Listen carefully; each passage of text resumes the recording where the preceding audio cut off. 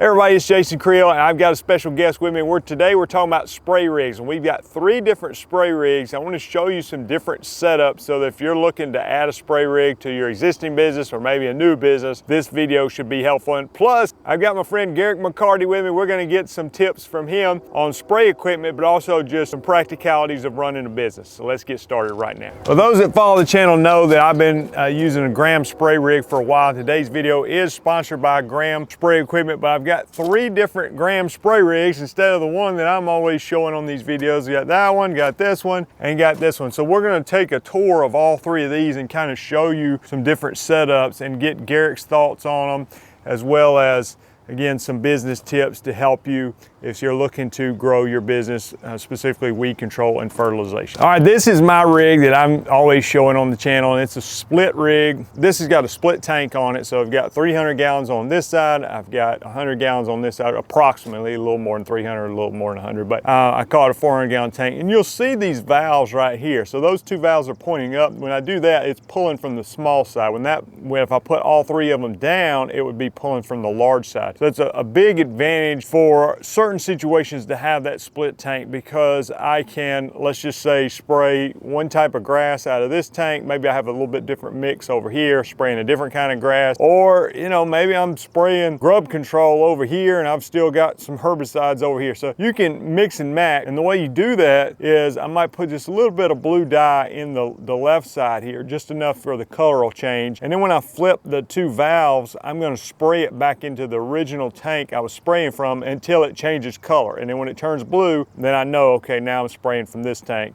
and I'm safe for whatever type of grass I'm spraying or whatever product I was looking to do. This particular one, and again, we're just going to compare some of the setups here. This has a little Honda engine, and this one has a bean piston pump on here. So on this larger side, it's got mechanical agitation, the smaller side, jet agitation. Mechanical agitation, what that is, there's a big metal paddle inside on the larger side of the tank, and when you turn the engine on, it turns that paddle and it's really churning it up. So agitation is no issue at all in that situation. The jet agitation is not as effective, but still can be fine. Sometimes on the small side, when I'm spraying out the small side, I will let it cycle through, like I'll spray it back into the tank for a little while to make sure that it's good and agitated before I start applying it to a lawn. This one has I believe, I can't remember honestly if it's 300-foot hose or 400-foot hose, but I did get the smaller diameter hose. So some of them, this one has a smaller diameter hose, and what that does, in my opinion, is just make it lighter when you're pulling the hose for a long distance. So let's just say it's 300 feet, and it's not the hose is necessarily heavy, but it's the water inside of it. So it just makes it easier. I can't personally think of any downside of using the smaller diameter hose. I believe this is a 3/8 diameter hose.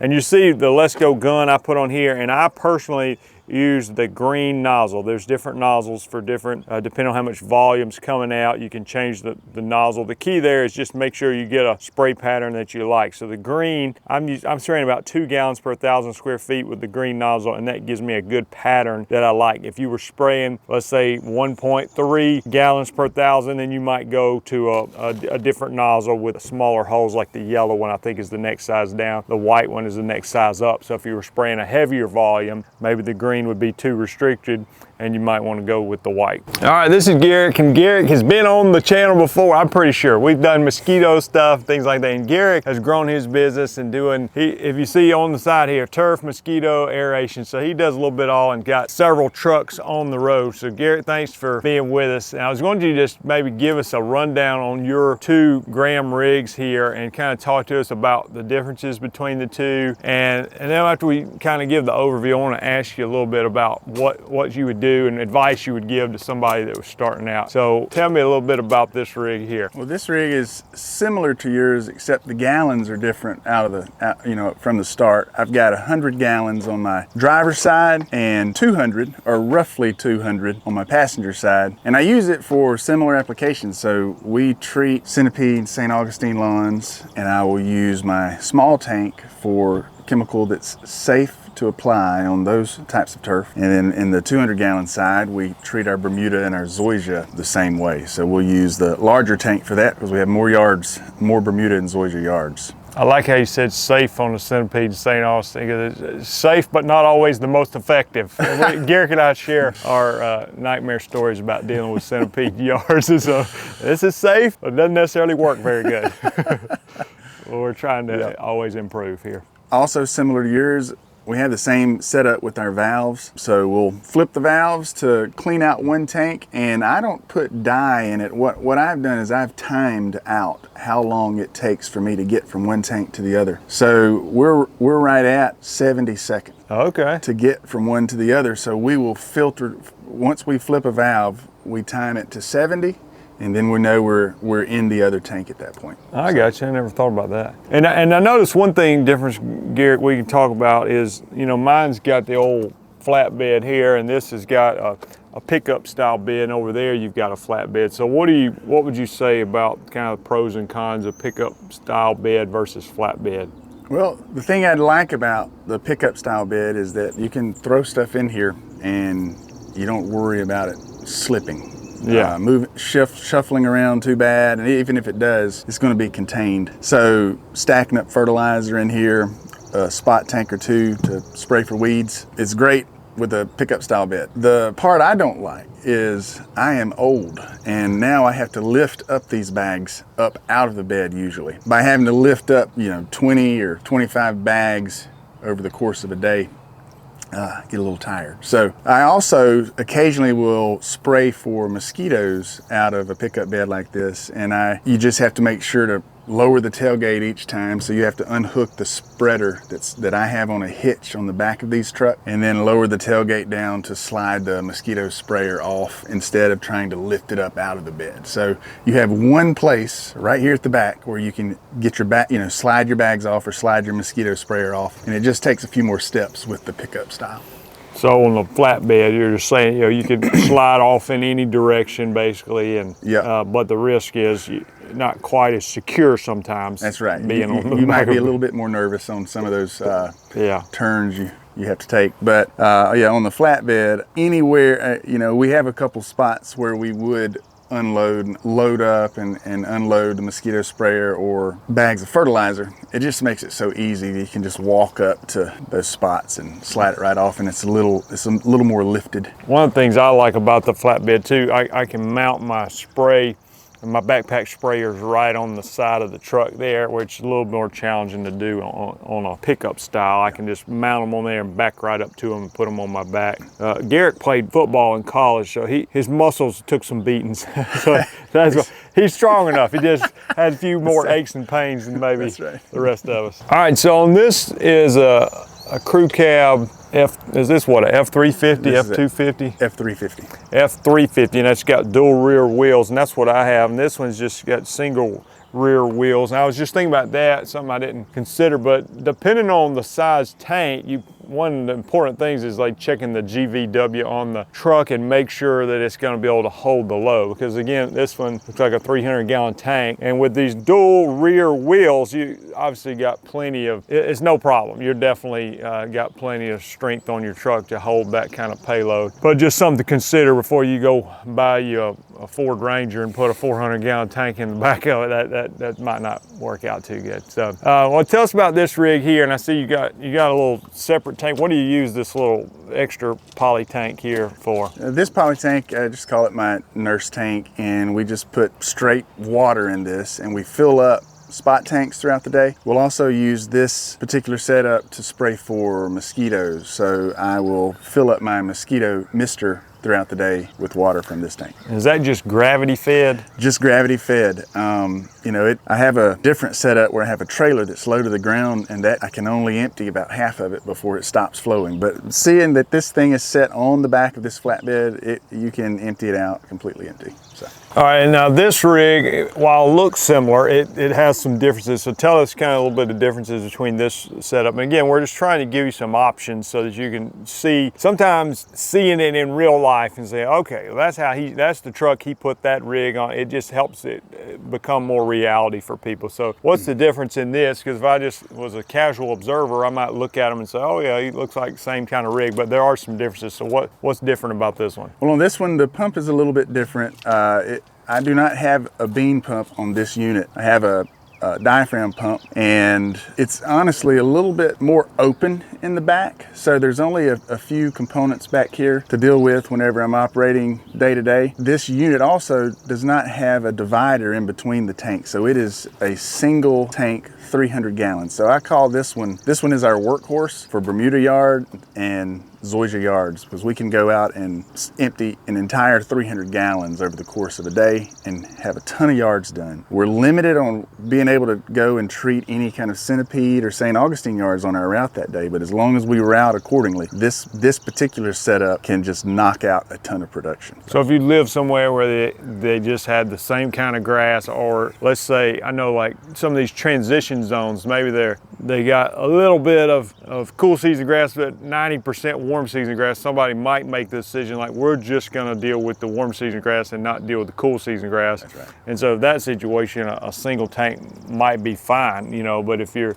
looking to be more versatile than the split tank. So, and it's really not, in my understanding, I don't think the cost is a huge issue with the split tank. It's just whether or not it makes sense for you or not. Another thing on this 300 gallon tank is it is jet agitation only. We don't have the paddle agitation on one side or in the bottom. So like you had mentioned before, it's agitated fine throughout the day, but if we let that tank sit for a few hours, we want to cycle the product back through that hose and let the jet agitation do its work instead of just relying on the paddle to get it agitated before we crank it up for the day. So that might be something you would do like one time each morning or something? That's right.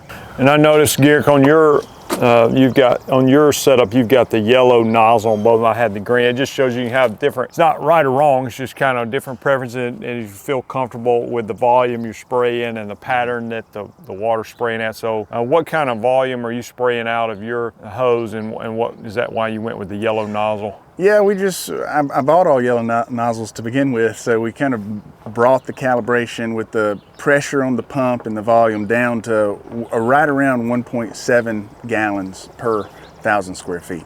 Yeah, and I noticed if you're up, just my experience, if you get over 2 gallons per 1,000 square feet and you've got the yellow nozzle, then I found that I was getting a little bit too much misting action. Yep. So if you're lower volume, that's probably fine. That's why me at 2 gallons per 1,000, I went with the green. Mm-hmm. But at those lower volumes, then the yellow would be your next option for that. Garrick, first, thanks for showing us the spray rigs here. But talk to us a little bit about, you got multiple trucks and you kind of seen what works. So like I get a lot of people that watch the channel and they're maybe like me and you and mowed grass, and now they're spraying and they're like, hey, people, sometimes the money's not an issue and they just want the ultimate setup, and then sometimes they're just looking to kind of get started, and I don't always know what to tell them because I don't know what their budget is. I think one point I wanted to make, like, even if you get a setup that's a 200 gallon setup, and I'm not saying to do that or don't do that, but it's not like it's not usable. It's like you talked about this one becoming your workhorse, and it's a less expensive setup, but it's not like you're like, well, it's not ideal, so we're just not going to use it anymore. So there's almost always a purpose for it, or you can even resell them if you just feel like, hey, I need to upgrade. But talk to me about what kind of advice you would give somebody that's starting out and maybe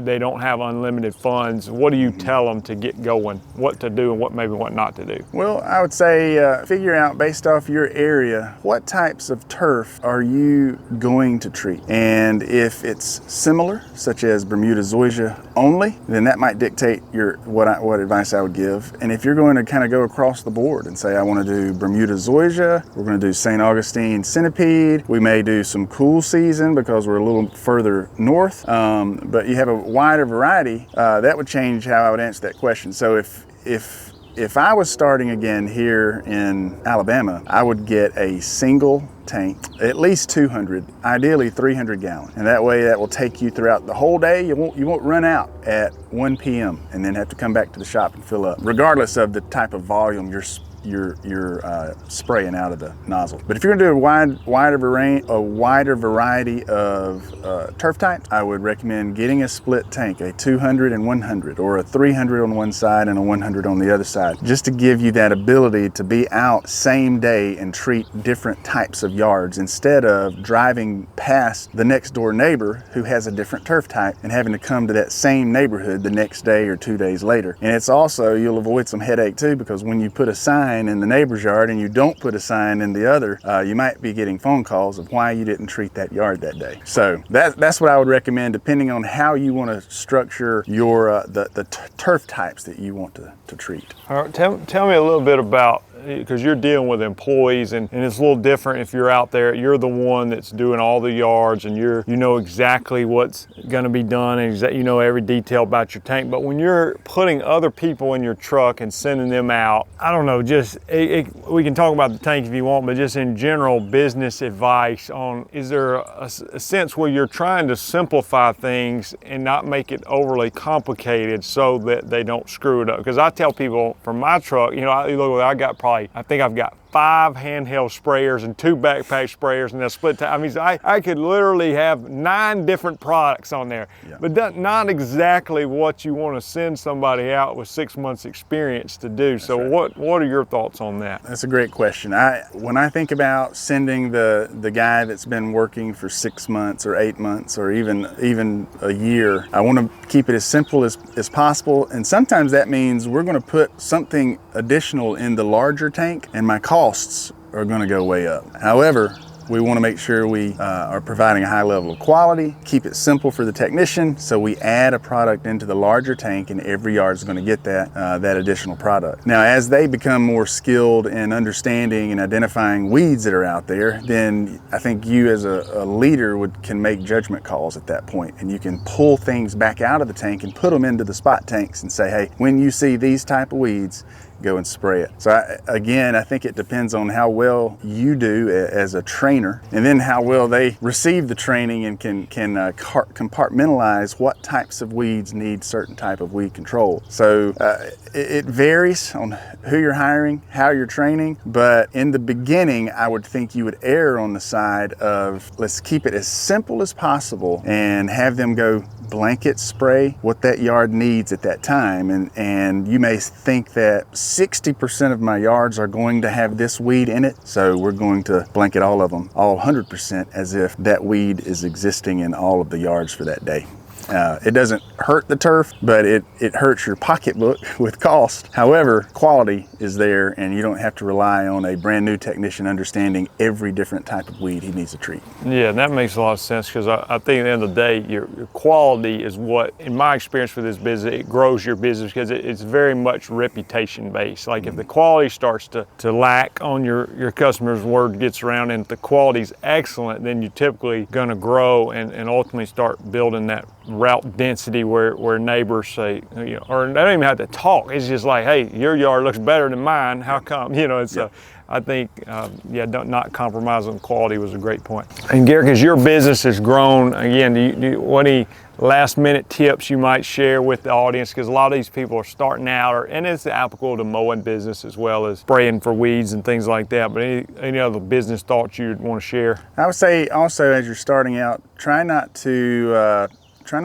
I know you're going to have pressure to just go and get all the jobs, but I would challenge you to keep your prices a little bit higher than you're comfortable with. Like, look at what is getting charged in the market and don't undercut, because you need to play your business out 2, 3, 5, 7, or 10 years down the road, and you are going to you'll pay for whatever way you start out. So if you're the cheapest person on the block, it's going to be very difficult for you to improve quality for those existing yards, because you have set that price, and then you want to have reasonable price increases over time. So my thought is, when you're getting started, know what other companies are charging, know what other level of qualities other companies are providing, and then try to go in on the higher end and build your business that way. It's going to mean that you are more profitable.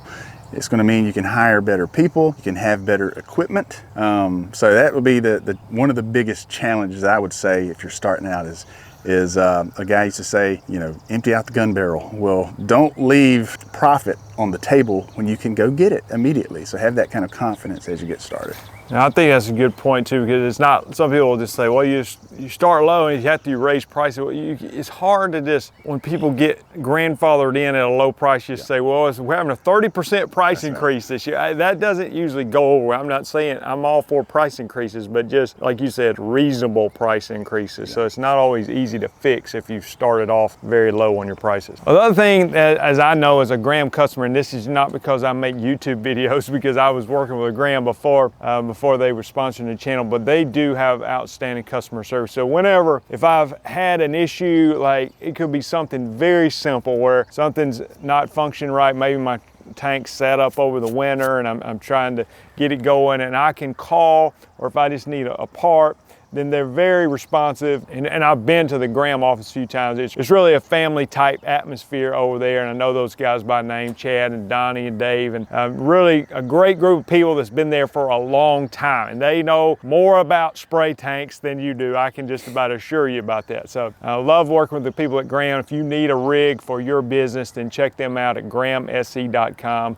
or you can look them up online and give them a call. And we didn't mention today, but like if you've got a big ride-on spreader sprayer or want a big customized rig, you want it enclosed with your graphics on the side. I mean, they do a lot of stuff. Now, they might put the graphics on there, but I'm saying they can build a lot of different kind of rigs depending on what your idea is. So you just kind of have a conversation with them. Say, hey, here's what I'm doing, and I need a big tank here and a little tank here, and I want separate pumps and 2 hoses. I mean, if you can think about what you want and you just tell them. And so we just showed you kind of some, I wouldn't say beginner setups, because these are things you can use for years, but they have a lot more advanced setups if you're looking for that as well. I want to thank Garrick for being on the channel, and he's a friend of mine. He's doing great on growing his business, and I thought he would have some good insights to share with you here, so I appreciate that. Thanks for watching the video. If you hadn't done so, subscribe to the channel, and want to mention, if you're looking for information on how to start a weed control and fertilization business, like the Weed Control and Fertilization Academy or pricing charts, things like that, you can go over to lawncarelife.com. That's where my resources are. Thanks for watching. We'll see you guys in the next video.